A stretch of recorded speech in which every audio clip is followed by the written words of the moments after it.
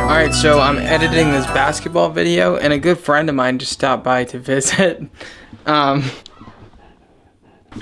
This is my dog, Murphy. I don't know if any of you have met him before, but yeah, he's pretty much my best friend. And when I'm editing, he kind of just, you know, hangs out back there, and we just get work done together.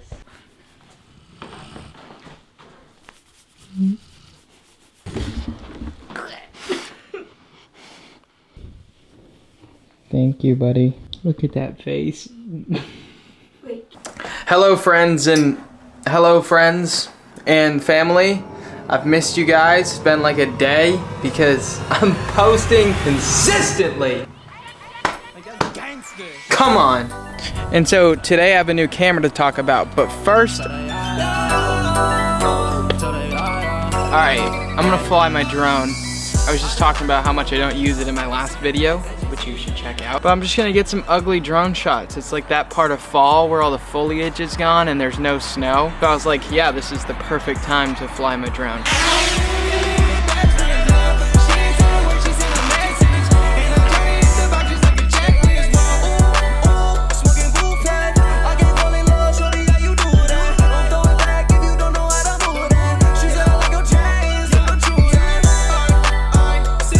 I'm doing it, y'all.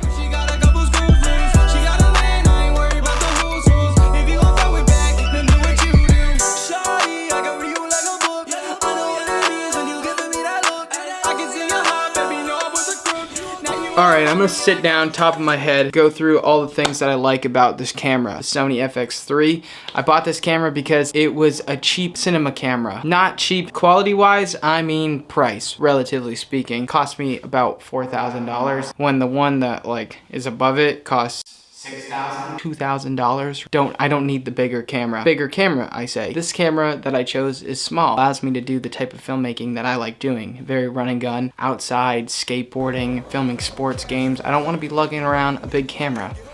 I also chose this camera because I do film a lot of sports and action, skateboarding, skiing.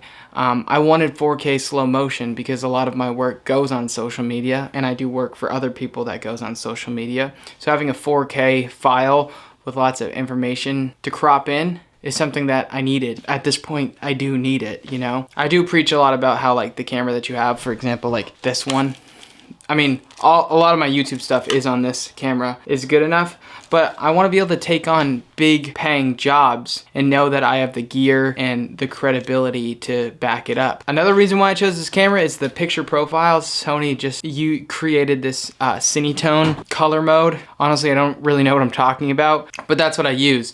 And I was highly influenced to buy this camera through Mark Bone and Danny Gevirtz. Danny Gevirtz uses this as his main camera, and I just love the look of his videos. He does a really great job, and he does that run and gun filmmaking style. Nice and small, throwing the camera around everywhere. And then I use Mark Bone's LUTs to color grade. So I have one of his LUTs on this, and looks great. Honestly, this Sony Cinema LUT, I just threw it right over the S-Log footage. That's the picture profile I'm shooting in S-Log. Throw it right over it, and it looks nice. So there's that. What else? So those are my first impressions. Hopefully I was overlaying shots that I got, but done a few sports games, played around with the dogs. Oh, speaking of that, let's go test out that 4K slow motion. Now the lighting is actually looking cool out here, so let's test out some slow motion shots of the dogs fighting in 4K.